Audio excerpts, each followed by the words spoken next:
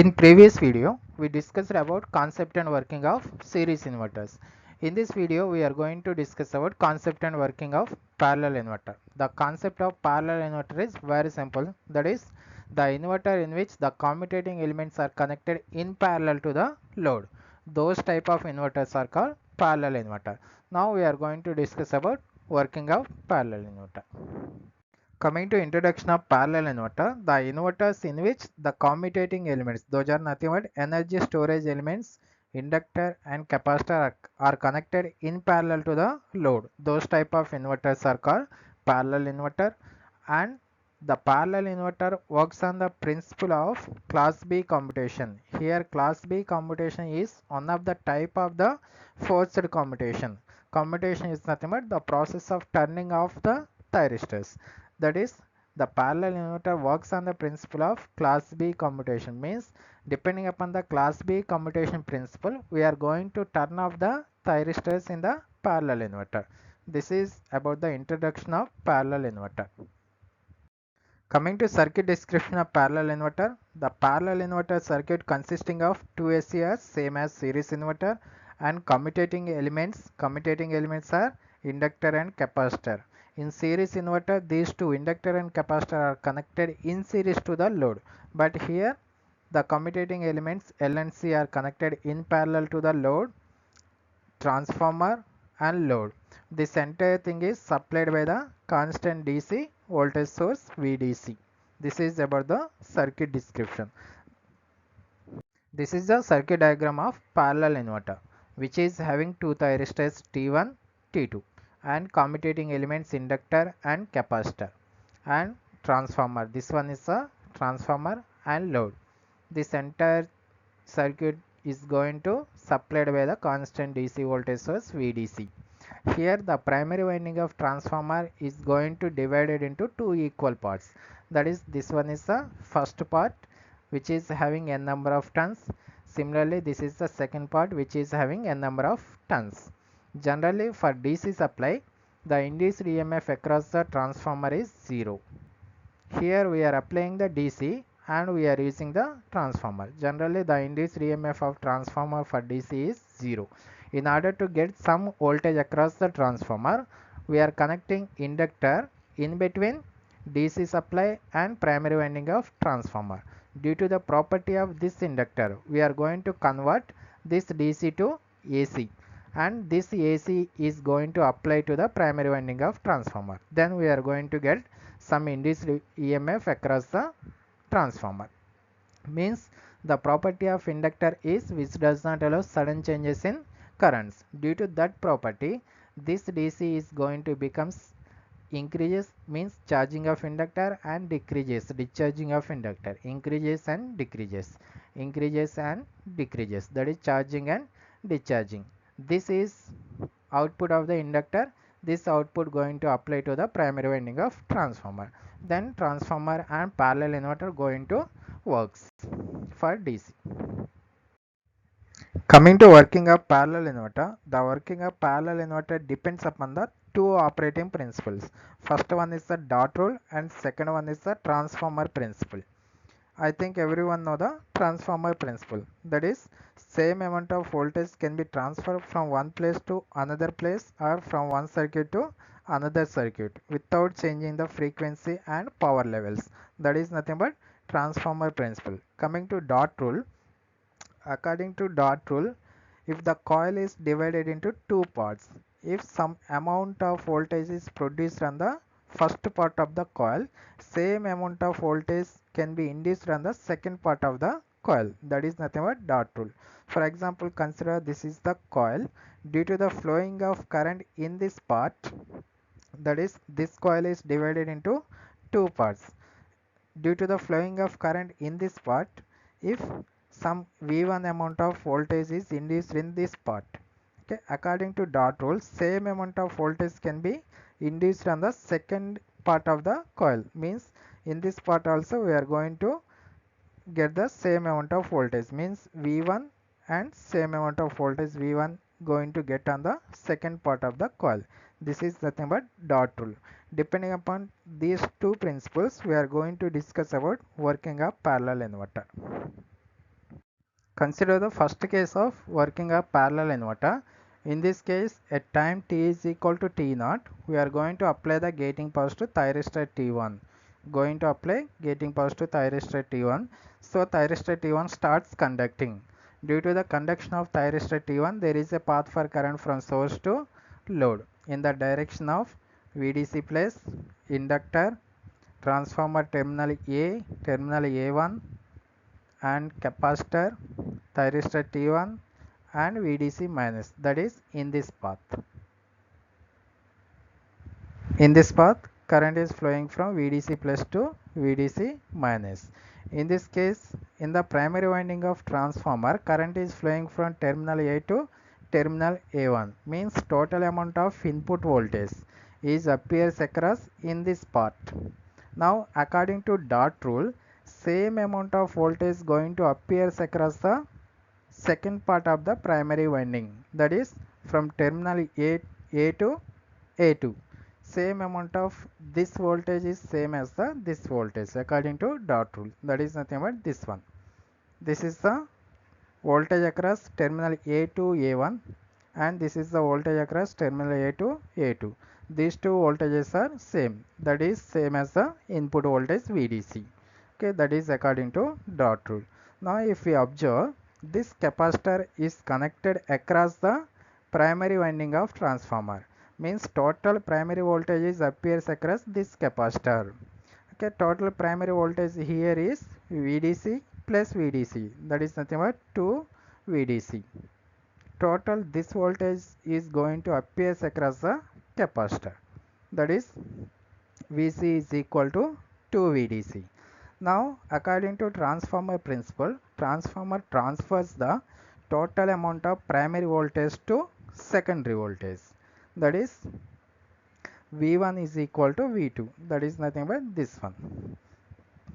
And here load is connected across the secondary winding.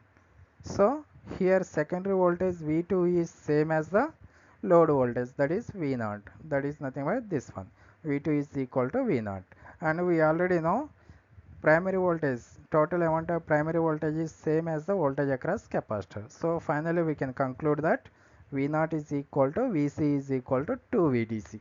This is the first case of working of parallel inverter. In the previous case, current flowing in this direction. So capacitor starts charging with the polarities like this, that is positive and negative. After complete charging of this capacitor, this negative polarity is connected to thyristor T1. So thyristor T1 comes into off state and positive polarity is connected to anode of thyristor T2. So thyristor T2 comes into forward blocking mode. In this case, at time t is equal to T1, we are going to apply the gating pulse to forward blocking mode thyristor, that is T2. So T2 starts conducting and allows the flowing of current from source to load in the direction of VDC plus inductor L, primary winding terminal A, terminal A2, capacitor C, thyristor T2, VDC minus, that is in this path. Here this is the VDC plus and this is the VDC minus. According to dot rule, current is flowing from terminal A to A2. So same amount of input voltage is appears across this part of primary winding. Same amount of voltage going to appears across the remaining part of the primary winding, that is this one. According to dot rule, this part voltage is same as the this part voltage, that is nothing but input voltage VDC, and total primary voltage is summation of this part voltage and this part voltage, that is total primary voltage value is 2 VDC, and capacitor is connected across the primary winding. So same amount of voltage appears across the capacitor, but the voltage across capacitor is minus 2 VDC. Why? Because in previous case current is flowing in this direction, but in this case current is flowing opposite to the previous direction. So the voltage across capacitor, total primary voltage is appears across the voltage across capacitor, but as a negative voltage. Why? Because opposite direction of current. Now according to transformer principle, total primary voltage is appears across the secondary, that is V1 is equal to V2, and load is connected across the secondary winding of transformer. So V2 is equal to V0, and we already know primary voltage is same as the capacitor voltage. So finally we can conclude that V0 is equal to Vc is equal to minus 2 VDC. This is the second case of working of parallel inverter.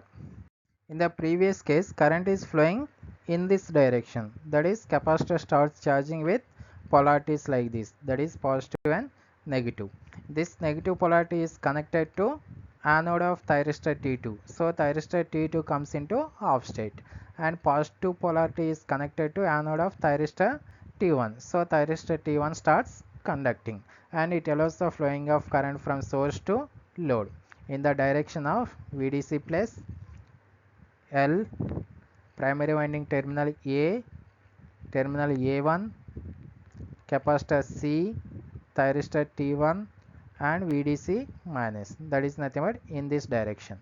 That is, this is the VDC plus, this is the VDC minus.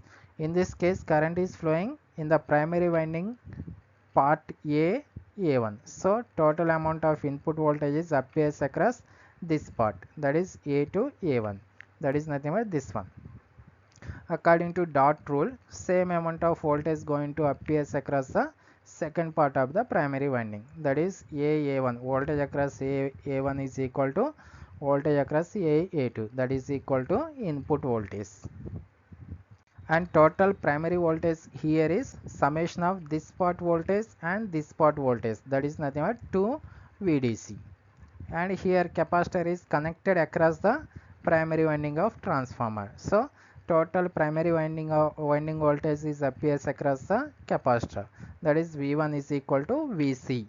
And according to transformer principle, it transfers the total amount of primary voltage to secondary winding voltage, that is V1 is equal to V2. Here load is connected across the secondary winding of transformer, so V2 is equal to the load voltage, that is this one. And we already know total amount of primary voltage is appears across the capacitor. So finally we can conclude that V0 is equal to Vc is equal to plus 2 VDC. This is the third case of working of parallel inverter, and same procedure repeats for the remaining time intervals. Now by using this analysis we are going to draw the output waveforms. The working of parallel inverter is very simple, that is the primary winding of a transformer is divided into two parts. Due to the flowing of current in one part, same amount of input voltages appears across that part, and according to dot rule, same amount of going to induced in the remaining part of a primary winding, and total primary winding is the summation of first part winding voltage and second part winding voltage, and that primary voltage is appears across the capacitor. Why? Because capacitor is connected across the primary winding. And according to transformer principle, transformer transfers the total amount of primary voltage to the total secondary winding voltage, and load is connected across the secondary winding of transformer. So primary winding voltage is equal to secondary winding voltage is equal to load voltage, and primary winding voltage is same as the capacitor voltage. So finally we can conclude that capacitor voltage is equal to the secondary winding voltage is equal to the primary winding voltage is equal to the load voltage. Now by using this analysis we are going to draw the waveforms. Very simple. Now by using above analysis we are going to draw the waveforms. Here Vin is the input voltage which is having the constant magnitude VDC, and Ig is the gating pulses which we are going to apply to the thyristor T1 and thyristor T2, and V0 is the output voltage and Vc is the voltage across capacitor. Initially at time t is equal to T0 we are going to apply the gating pulse to thyristor T1. So it starts conducting, and voltage across load is equal to the primary winding voltage, and primary winding voltage is equal to the voltage across secondary winding. So the voltage across load is equal to plus 2 VDC. This is the voltage across load due to the conduction of thyristor T1, and this voltage, output voltage, is same as the capacitor voltage. So we are going to get the plus 2 VDC as the capacitor voltage. At time t is equal to t1, that is after complete charging of capacitor, at time t is equal to t1, we are going to apply the gating pulse to thyristor T2, this one. Due to the application of gating pulse to thyristor T2, capacitor starts charging in opposite direction. So we are going to get the minus 2 VDC as the voltage across output as well as voltage across capacitor. This is the minus 2 VDC voltage, that is voltage across load, and this is also minus 2 VDC voltage, that is voltage across capacitor. Again, after complete charging of capacitor in opposite direction, again at time t is equal to t2, we are going to give the gating pulse to again thyristor T1. So due to the conduction of thyristor T1, we are going to get the plus VDC as the output voltage. Similarly, plus VDC as the voltage across capacitor. Again at time t is equal to t3, again we are going to apply the gating pulse to thyristor T2. Same cycle going to repeats for the remaining time intervals. These are the waveforms according to above analysis of parallel inverter. This is the concept and working of parallel inverter. In the coming video, we are going to discuss about voltage control methods of inverter, that is nothing but PWM techniques. Thank you.